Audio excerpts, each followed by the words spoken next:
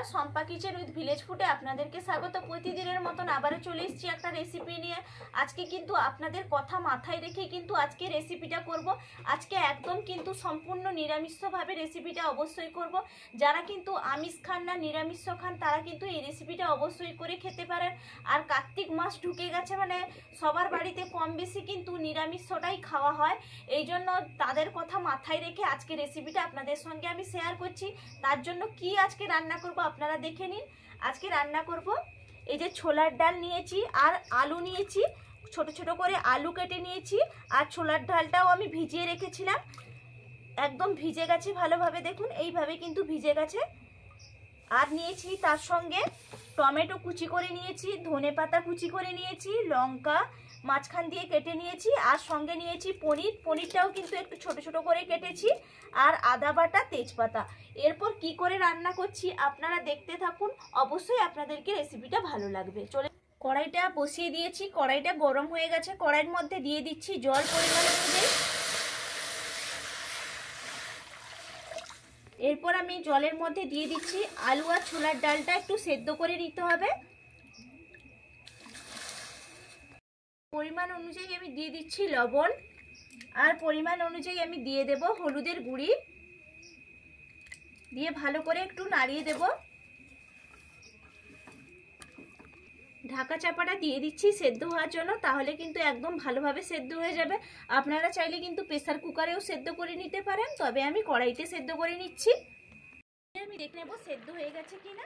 ঢাকনাটা খুলে নিলাম, এরপর আমি দেখে নিচ্ছি সেদ্ধ হয়ে গেছে কিনা।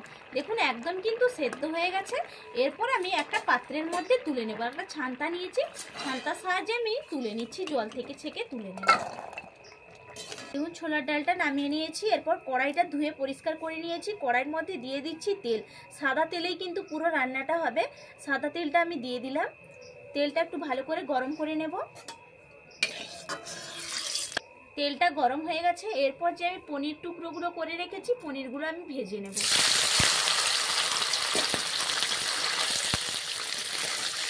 এর মধ্যে আমি একটু দিয়ে দিচ্ছি হলুদের গুঁড়ি, একটু কালারটা ভালো হওয়ার জন্য আমি হলুদের গুঁড়িটা দিলাম। আর দিয়ে দেব সামান্য একটু লবণ পরিমাণ অনুযায়ী, আর দিয়ে দেব একটু লঙ্কার গুঁড়ি, তার জন্য কালারটা ভালো হবে, এই জন্য কিন্তু আমি লঙ্কার গুঁড়িটাও দিলাম। দিয়ে ভালো করে আমি একটু ভেজে নেব। পনিরটা আমি ভেজে নিয়েছি, দেখুন কতটা সুন্দর কালার চলে এসছে, দেখেই কিন্তু বুঝতেই পারছেন। এরপর আমি একটা পাত্রের মধ্যে তুলে নিচ্ছি।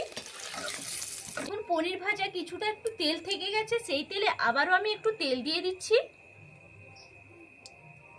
দেখুন গ্যাসের আঁচটা কিন্তু একদম কমিয়ে দিয়েছি। এরপর আমি তেলের মধ্যে দিয়ে দেব, প্রথমে আমি হলুদ দিয়ে দেব, তাহলে তেলও ছিটকবে না আর কালারটা কিন্তু অসাধারণ হয়। এই জন্য তেলের মধ্যে আমি হলুদের গুঁড়ি একটু দিলাম, আর সামান্য একটু লঙ্কার গুঁড়িও আমি দিয়ে দিচ্ছি। দিয়ে ভালো করে একটু নাড়িয়ে দেব। গ্যাসের আঁচটা কিন্তু একদম কম রাখবেন, না হলে লঙ্কার গুঁড়িটা আর হলুদের গুঁড়িটা কিন্তু পুড়ে যাবে, তার জন্য গ্যাসের আঁচটা কম রাখবেন। দেখুন কতটা সুন্দর কালারও হয়ে গেল। এরপর আমি এর মধ্যে দিয়ে দেব তেজপাতা দুটো। দেখুন তেজপাতা, এটা কিন্তু আমার বাড়ির গাছেরই তেজপাতা, দিয়ে দিলাম। আর দিয়ে দেব দুটো এলাচের দানা। এরপর ভালো করে একটু নাড়িয়ে নেব তেলের সঙ্গে। দেখুন ভালো করে নাড়িয়ে নিয়েছি। আর এরপর আমি এর মধ্যে দিয়ে দিচ্ছি কাঁচা লঙ্কা। যে যেরকম ঝাল খাবেন সেই রকম কিন্তু ঝালটা দেবেন। কাঁচা লঙ্কা মাঝখান দিয়ে চিড়ে নিয়েছি, কাঁচা লঙ্কাগুলো দিয়ে দিলাম। আর দিয়ে দেব আদা বাটা, দিয়ে ভালো করে একটু নাড়িয়ে নেব। আদাটাও দিলে ভাজা ভাজা হয়ে যাবে একবারে। দেখুন একদম আদাটা কিন্তু ভালোভাবে আমি ভেজে নিয়েছি, আর কিন্তু আদার একটু গন্ধ, কাঁচা গন্ধ নেই। এরপর আমি টমেটো কুচি দিয়ে দিচ্ছি, টমেটো কুচিটা দিয়ে দিলাম। এরপর ভালো করে একটু নাড়িয়ে নেব। এই রান্নাটা কিন্তু আপনারা ভাত, রুটি, লুচি, পরোটার সঙ্গে কিন্তু অনায়াসে খেতে পারবেন। আপনাদের কথা মাথায় রেখে কিন্তু আজকে রেসিপিটা আমি শেয়ার করলাম। অবশ্যই যারা নিরামিষ খেতে পছন্দ করেন তাদেরকে কিন্তু অবশ্যই ভালো লাগবে রেসিপিটা। আর ভালো লাগলে অবশ্যই আমার চ্যানেলটা সাবস্ক্রাইব করবেন। আর অবশ্যই বন্ধুরা যদি লাইক দিতে দেখতে দেখতে যদি ভুলে যান, তাহলে অবশ্যই কিন্তু লাইকটা দেবেন দেখার আগে।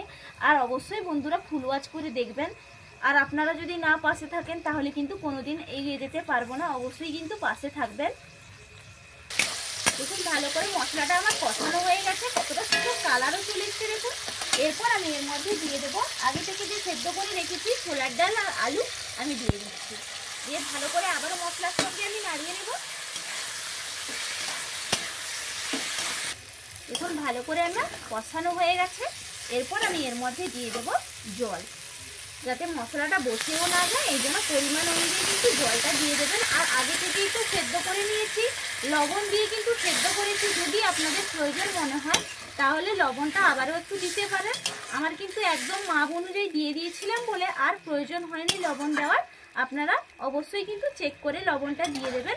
দেখুন সেদ্ধ হয়ে গেছে বলে খুব একটা কিন্তু বেশি জল দিলাম না, একটু মাখো মাখো হলে খেতে কিন্তু ভালোই লাগে। এভাবে ফুট চলে এলে কিন্তু পনিরগুলো আমি দিয়ে দেব। দেখুন একদম কিন্তু ফুট চলে এসছে। এরপর আমি দিয়ে দেব চিনি। একটু কিন্তু ছোলার ডালে চিনি দিলে কিন্তু টেস্ট ভালো হয় আর খেতে কিন্তু ভালো লাগে। আর একটু মিষ্টি মিষ্টি হলে কিন্তু লুচি কিংবা পরোটা কিংবা রুটির সঙ্গে কিংবা ভাতের সঙ্গেও কিন্তু ভালোই লাগে। এই জন্য একটু চিনি কিন্তু দেবেন অবশ্যই, দিলে পরিমাপটাও ঠিক হবে, ব্যালেন্সটাও ঠিক হয়ে যাবে। এরপর আমি দেখুন পনির টুকরোগুলো যে ভেজে রেখেছিলাম, পনিরের টুকরোগুলো আমি দিয়ে দিচ্ছি। পনিরের টুকরোগুলো দিয়ে দিয়েছি। এরপর ভালো করে একটু নাড়িয়ে দেবো। এরপর আমি দিয়ে দিচ্ছি ধনেপাতা কুচি। এটা কিন্তু সম্পূর্ণ অপশনাল, আপনাদের কাছে যদি থাকে তাহলে কিন্তু ধনেপাতা কুচিটা দিয়ে দেবেন, খেতে কিন্তু ভালোই লাগে। একদম কিন্তু ধনেপাতা কুচিটা দিয়ে দিয়েছি। এরপর নাড়িয়ে নেব। দিলে কিন্তু একদম রেডি, ছোলার ডালের সঙ্গে পনিরের একটা অসাধারণ কিন্তু রেসিপি রেডি হয়ে গেল। একদম আমার রেডি হয়ে গেছে। এরপর আমি নামিয়ে নিচ্ছি। দেখুন কতটা সুন্দর হয়েছে, দেখেই কিন্তু আপনারা বুঝতেই পারছেন। দেখুন দারুণ হয়েছে কিন্তু। একদমই ওপর থেকে দিয়ে দেব গরম মশলা, একটু ছড়িয়ে দেব, তাহলে ফ্লেভারটাও দারুণ হয় আর খেতেও কিন্তু দারুণ লাগে। গরম মশলা দিয়ে দিলাম আর দিয়ে দেব ঘি। ঘি তো অবশ্যই দিতে হবে, তাহলে গন্ধে স্বাদে একদম ভরে যাবে। ঘিটা ওপর থেকে দিয়ে দিলাম। দেখুন কতটা অসাধারণ হয়েছে।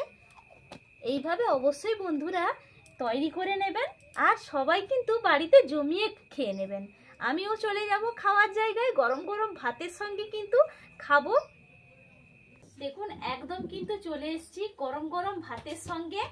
এই যে ছোলার ডাল আর পনির আলু দিয়ে যে রান্নাটা করেছিলাম নিয়ে চলে এসেছি। একবারে গন্ধে কিন্তু মমো হচ্ছে। খুব সুন্দর একটা সেন্ট উঠছে, নিরামিষ রেসিপি। একটু খেয়ে দেখি।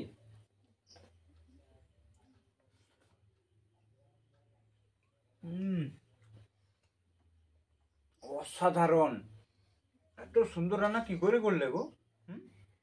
নিরামিষ রান্না, নিরামিষ রান্নাই কিন্তু ভালো হয়। যদি সঠিক টিপস করে রান্না করা যায় তাহলে কিন্তু নিরামিষ রান্নাও কিন্তু অসাধারণ লাগে খেতে, দারুণ লাগে খেতে বন্ধুরা।